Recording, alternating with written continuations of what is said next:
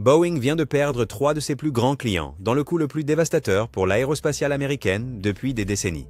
Emirates, KLM et Qantas ont tous abandonné les avions Boeing pour des alternatives Airbus, représentant des milliards en affaires perdues et des années de promesses non tenues atteignant enfin un point de rupture. Alors, qu'est-ce qui a poussé ces géants de l'aviation à prendre de telles mesures drastiques? Et que signifie ce séisme industriel pour l'avenir de l'aviation commerciale? Pour comprendre pourquoi ces annonces provoquent des ondes de choc dans le monde de l'aviation, nous devons examiner comment Boeing est passé de leader de l'industrie à un fardeau pour l'industrie. L'histoire de la chute de Boeing se lit comme un thriller d'entreprise rempli de délais non respectés, de scandales de sécurité et de promesses non tenues qui ont brisé la réputation de l'entreprise au-delà de toute reconnaissance. Ce à quoi nous assistons n'est pas seulement un faux pas commercial. C'est l'effondrement systématique de la confiance entre Boeing et les compagnies aériennes qui les considéraient autrefois comme la référence en matière de fabrication aéronautique. Au centre de cette crise se trouve le Boeing 777X, un programme devenu synonyme d'échec et de frustration. Initialement promis pour une livraison en 2020, cet avion gros porteur de nouvelle génération a été retardé tant de fois que même les dirigeants de Boeing semblent avoir perdu le fil. Le calendrier actuel suggère que les premières livraisons n'auront pas lieu avant 2026 au plus tôt, avec de nombreux experts de l'industrie prédisant 2027 ou même 2028. Ce n'est pas un retard. C'est un échec complet du programme représentant 8 années d'engagement manqué. Les retards du 767X ne sont pas des incidents isolés. Ils font partie d'un schéma de problèmes de production, d'échecs de contrôle qualité et de défis d'ingénierie qui ont affecté pratiquement tous les programmes de Boeing ces dernières années. La crise du 737 MAX, qui a cloué au sol toute la flotte mondiale après 2 crashs mortels, a détruit la réputation de sécurité de Boeing et déclenché un examen réglementaire qui se poursuit aujourd'hui. Le 747 Dreamliner a connu des années de retard de production et de problèmes de qualité. Même le programme de fret du 767 a eu du mal avec les délais de livraison.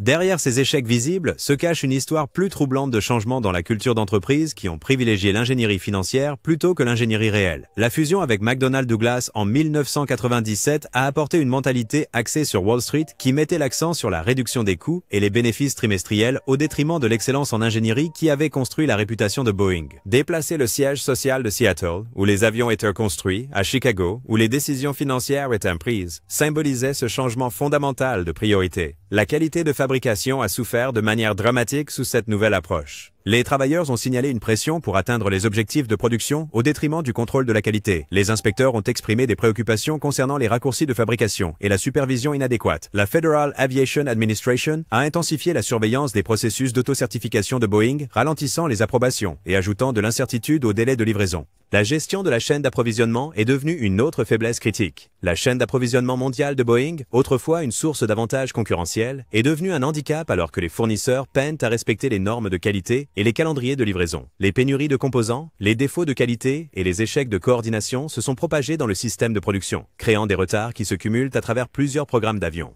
Les relations de travail se sont considérablement détériorées, culminant en des grèves qui ont arrêté les lignes de production pendant des semaines. La grève la plus récente des machinistes a coûté à Boeing des milliards en production perdue et a encore retardé les calendriers de livraison. Lorsque votre propre personnel perd confiance dans la direction, cela signale des problèmes organisationnels profonds qui vont au-delà des simples défis opérationnels. L'impact financier a été stupéfiant. Boeing a payé des milliards en amendes, règlements et compensations liés à la crise du 737 MAX. Les retards de production ont entraîné des pénalités envers les compagnies aériennes et ont forcé l'entreprise à offrir des remises importantes pour maintenir le carnet de commandes. Les problèmes de flux de trésorerie ont limité les investissements dans les nouvelles technologies et les capacités de fabrication, créant un cercle vicieux où Boeing prend encore plus de retard par rapport à ses concurrents. Peut-être le plus dommageable de tout, Boeing a perdu la confiance de ses clients.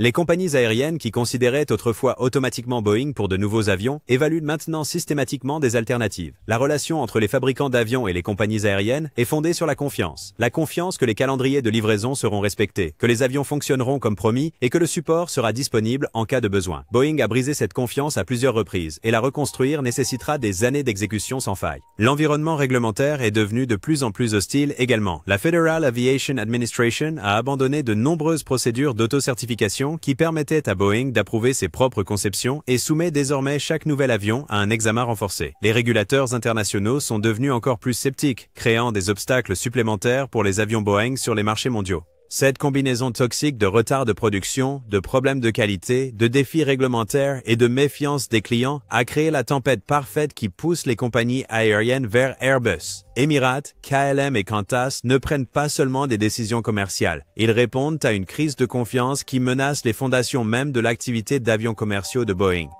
Le PDG d'Emirates, Sir Tim Clark, n'a jamais été connu pour son langage diplomatique, mais ses récents commentaires sur Boeing représentent un niveau de frustration rarement vu dans le monde généralement poli des partenariats aéronautiques. Quand l'un des clients les plus importants de Boeing commence à utiliser des mots comme entité frustrée et à menacer de conversations sérieuses, cela indique que la relation a atteint un point de rupture. Les chiffres racontent l'histoire d'un partenariat en crise. Emirates a 205 Boeing 777X en commande, représentant l'un des plus grands achats d'avions individuels de l'histoire de l'aviation. Ces avions devaient commencer à arriver en 2020, formant l'épine dorsale de la stratégie future de la flotte d'Emirates. Au lieu de cela, la compagnie aérienne attend toujours, et les retards ne cessent de s'aggraver avec chaque annonce de Boeing. L'impact sur les opérations d'Emirates a été dévastateur. La compagnie aérienne aurait dû recevoir 85 777X à ce jour si Boeing avait respecté ses engagements initiaux. Au lieu de cela, Emirates exploite l'une des flottes de gros porteurs les plus anciennes de l'industrie, brûlant de l'argent en coûts de carburant que des avions modernes auraient éliminés. Clark a déclaré publiquement que ces retards ont coupé les ailes d'une compagnie aérienne connue pour son expansion agressive et le développement de ses routes. Les conséquences financières se chiffrent en milliards de dollars.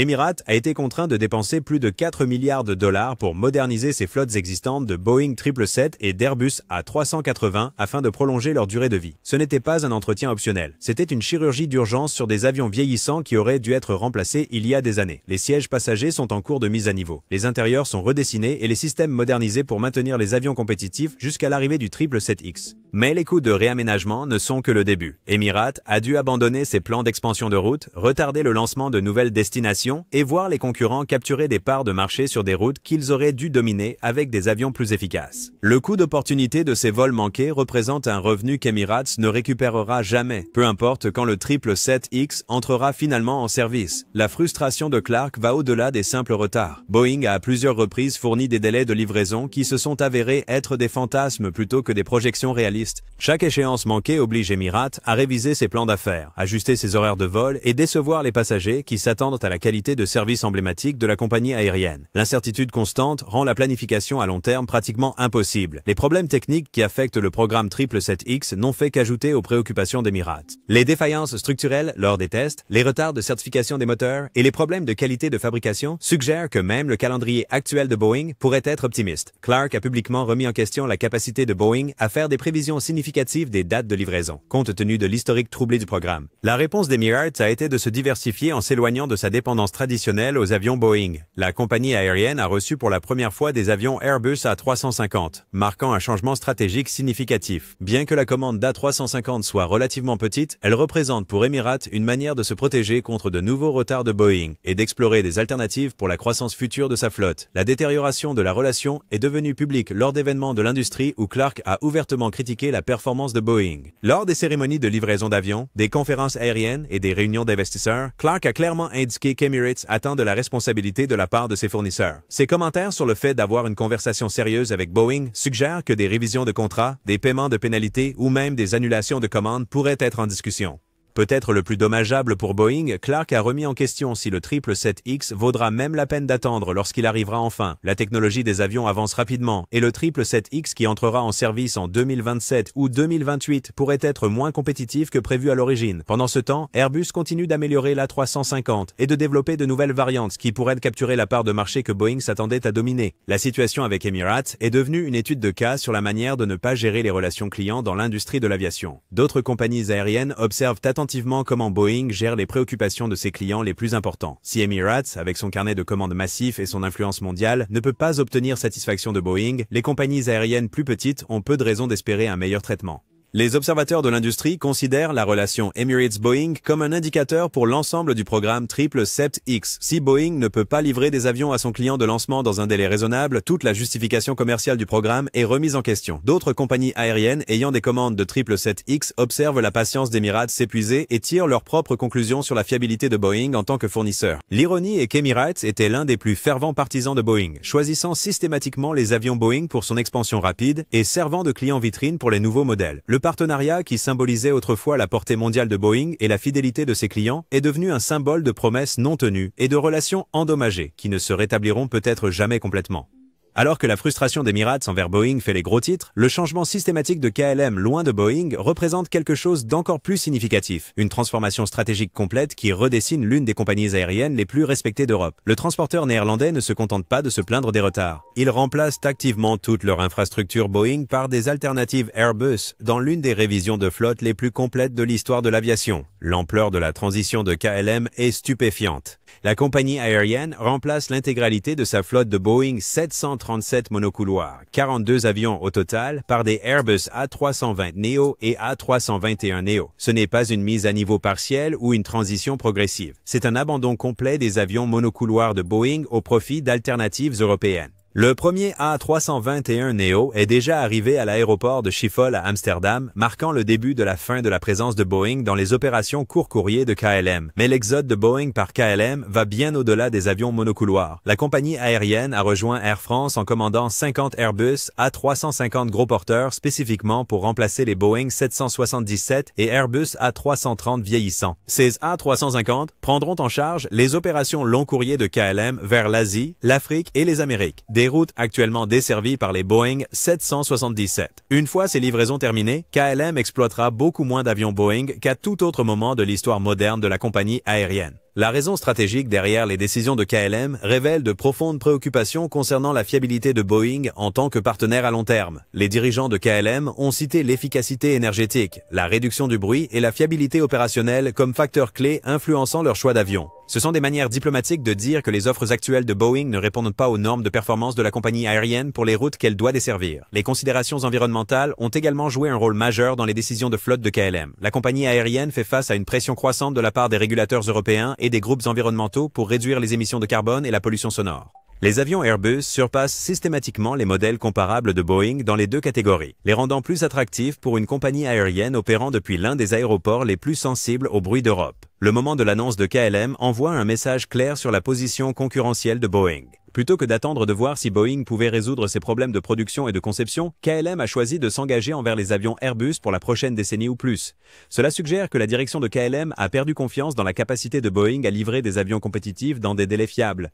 Les considérations de formation et de maintenance ont ajouté de la complexité à la transition de KLM, mais démontrent également l'engagement de la compagnie aérienne à s'éloigner de Boeing. Les pilotes ont besoin d'une certification de type pour chaque famille d'avions qu'ils pilotent, et les équipes de maintenance nécessitent une formation spécialisée pour différents types d'avions. KLM investit des millions dans des programmes de recyclage pour soutenir la transition des avions Boeing vers Airbus, des coûts qu'ils n'engageraient pas s'ils n'étaient pas confiants dans leur orientation stratégique. Le partenariat avec Air France a fourni à KLM un levier supplémentaire dans les négociations avec Airbus. En combinant les commandes des deux compagnies aériennes, le groupe Air France KLM a obtenu de meilleurs prix, positions de livraison et conditions contractuelles que chaque compagnie aérienne ne pourrait obtenir individuellement. Cette approche de partenariat a permis à KLM d'accélérer sa transition loin de Boeing tout en réduisant les risques financiers. Le programme de formation des pilotes de KLM a déjà commencé à préparer les équipages pour les opérations avec Airbus. La compagnie aérienne utilise les simulateurs A350 et les installations de formation d'Air France pour préparer les pilotes de KLM à leurs nouveaux avions, démontrant l'intégration opérationnelle qui rend la transition possible. Cette capacité de formation croisée donne à KLM la flexibilité de déployer des équipages sur différents types d'avions selon les besoins. L'impact économique de la transition de flotte de KLM s'étend à l'ensemble de l'industrie aéronautique des Pays-Bas. Les installations de maintenance, les entreprises de restauration et les prestataires de services au sol doivent tous s'adapter pour soutenir différents types d'avions. Les fournisseurs de pièces, les organismes de formation et les entreprises de services techniques ajustent leurs capacités pour soutenir Airbus plutôt que Boeing. Les analystes de l'industrie voient les décisions de KLM comme faisant partie d'une tendance européenne plus large, s'éloignant des fabricants d'avions américains. Les compagnies aériennes, à travers l'Europe, choisissent les avions Airbus non seulement pour des raisons de performance, mais aussi pour soutenir les capacités industrielles européennes et réduire la dépendance vis-à-vis des fournisseurs américains.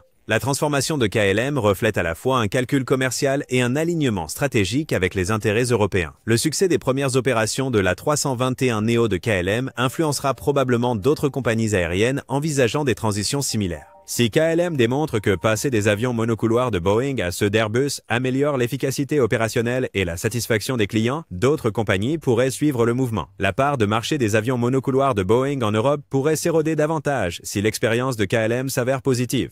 Lorsque Qantas a annoncé sa sélection de l'Airbus à 350 000 pour le projet Sunrise, cela représentait bien plus qu'un simple achat d'avion. C'était un rejet retentissant du Boeing 777-10 qui a résonné dans toute l'industrie aéronautique. Ce n'était pas seulement une question d'acheter des avions. Il s'agissait de choisir un partenaire pour le projet d'aviation le plus ambitieux de l'ère moderne, et Boeing n'a pas été retenu. Le projet Sunrise représente la dernière frontière de l'aviation commerciale, des vols réguliers de passagers reliant directement la côte est de l'Australie à Londres et New York. Ces itinéraires établiraient de nouveaux records de distance et de durée, avec des vols durant plus de 19 heures et couvrant plus de 10 000 miles. Le succès positionnerait Qantas comme un pionnier dans le voyage ultra-long courrier et offrirait à la compagnie aérienne un avantage concurrentiel significatif pour relier l'Australie aux grandes villes mondiales. Boeing et Airbus ont tous deux soumis des propositions pour le projet Sunrise et les deux fabricants ont fait des efforts extraordinaires pour remporter ce que beaucoup considéraient comme la compétition d'avions la plus prestigieuse depuis des décennies. Boeing a proposé une version modifiée de son 767X avec une capacité de carburant étendue et une optimisation de l'autonomie.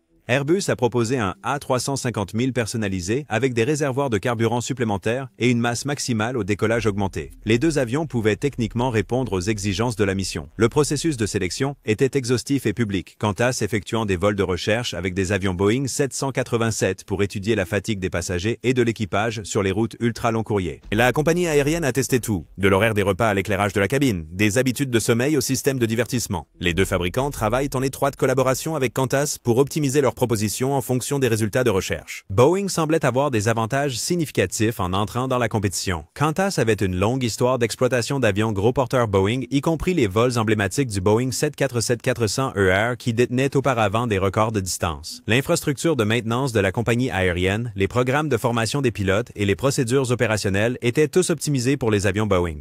Passer à Airbus nécessiterait des investissements substantiels dans de nouvelles capacités. Le 777X offrait également certains avantages techniques pour les missions du projet Sunrise. La plus grande capacité de l'avion pourrait potentiellement offrir une meilleure rentabilité sur les routes à forte demande, tandis que la volonté de Boeing de fortement réduire les prix rendait leur proposition financièrement attrayante. Les observateurs de l'industrie s'attendaient à ce que Boeing l'emporte sur la base de ces facteurs, ainsi que de leur relation existante avec Qantas. La décision de Qantas de choisir Airbus a provoqué une onde de choc dans l'industrie, précisément parce qu'elle a défié ses attentes. L'annonce de la compagnie aérienne a loué les deux fabricants, mais a clairement indiqué que l'A350 000 offrait la meilleure combinaison possible de conditions commerciales, d'efficacité énergétique, de coûts d'exploitation et d'expérience client pour les opérations du projet Sunrise. Les facteurs techniques qui ont fait pencher la décision en faveur d'Airbus ont révélé les faiblesses concurrentielles de Boeing. La construction en composite de l'A350 offre une meilleure intégrité structurelle pour les cycles de stress extrême des opérations ultra-long courrier. Le bilan éprouvé d'Airbus avec la famille A350 contrastait fortement avec les retards et les problèmes techniques continus de Boeing avec le programme 767X. L'efficacité énergétique est devenue un différenciateur crucial, en particulier pour les itinéraires où chaque gallon de capacité de carburant détermine la capacité de charge utile. L'aérodynamique avancée de l'A350 et ses moteurs modernes offraient de meilleures caractéristiques de consommation de carburant que le 767X, se traduisant directement par une amélioration de l'économie sur les itinéraires du projet Sunrise où les marges seraient minces. Les considérations de fiabilité favorisaient également Airbus. Les moteurs Rolls-Royce Trent XWB qui équipent l'A350 avaient déjà accumulé des millions d'heures de vol avec d'excellents résultats de performance.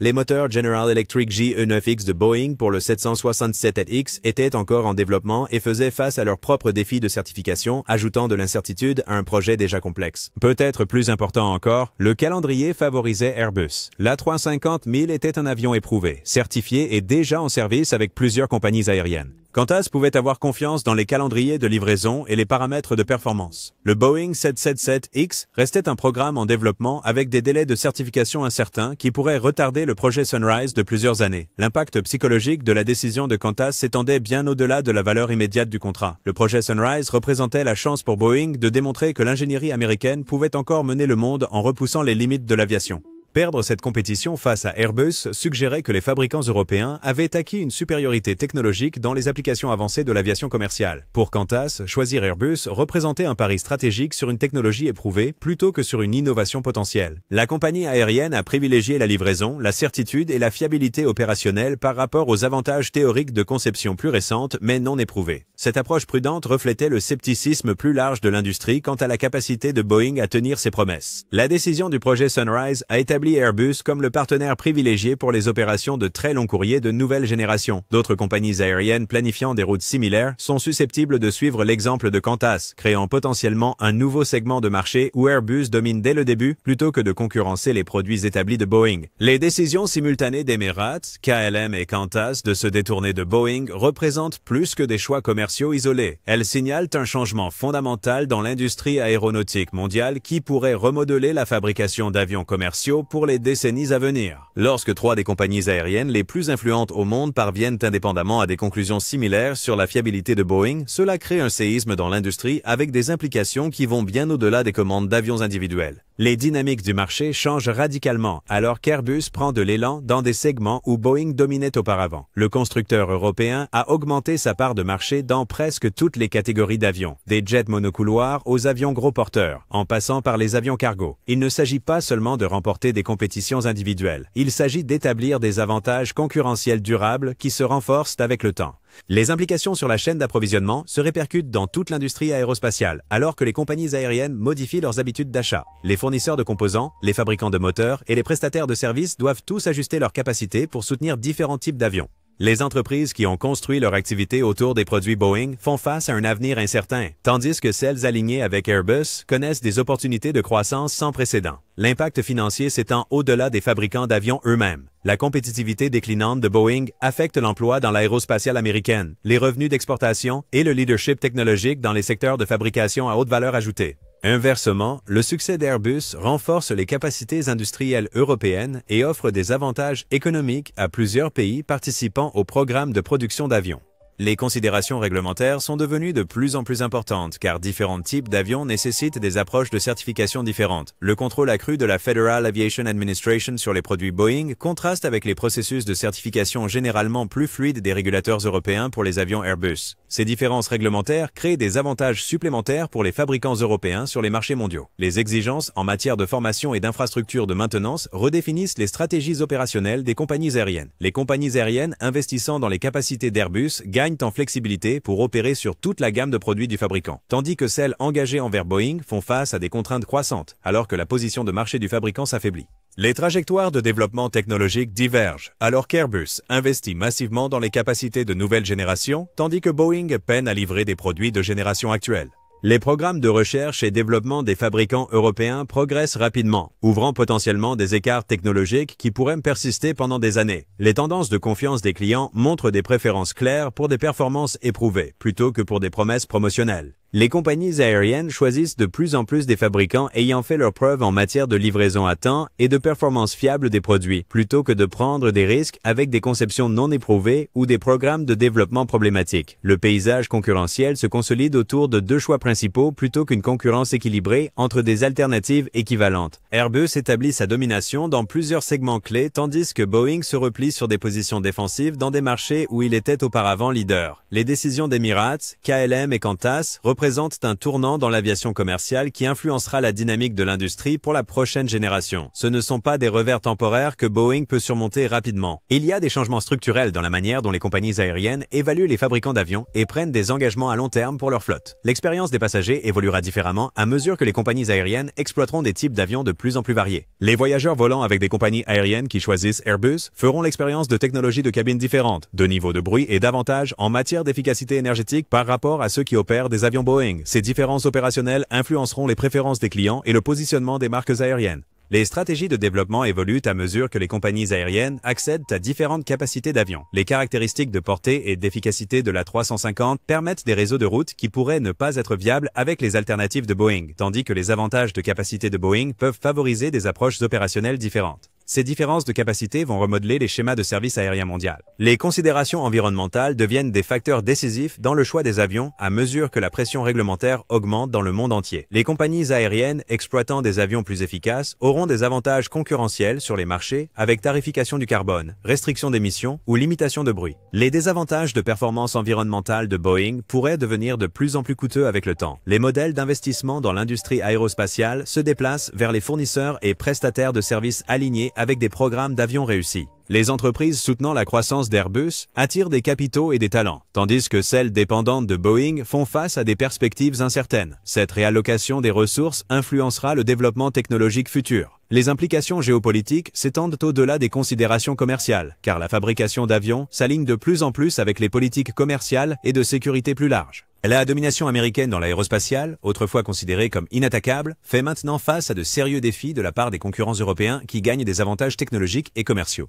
Les parcours de formation et de développement de carrière pour les professionnels de l'aviation divergent en fonction des choix de fabricants d'avions. Les pilotes, mécaniciens et ingénieurs spécialisés dans différents types d'avions auront des opportunités et des trajectoires de carrière différentes à mesure que les dynamiques du marché continuent d'évoluer. Les incitations à l'innovation changent à mesure que le leadership du marché se déplace entre les fabricants. Le succès croissant d'Airbus fournit des ressources et de la confiance pour des programmes de développement ambitieux, tandis que les difficultés de Boeing limitent l'investissement dans les technologies de prochaine génération. Ces écarts d'innovation pourraient perpétuer des avantages concurrentiels pendant des années. L'avenir de l'aviation commerciale est en train de s'écrire par les décisions que les compagnies aériennes prennent aujourd'hui sur les fabricants en qui elles ont confiance pour leur stratégie de croissance à long terme.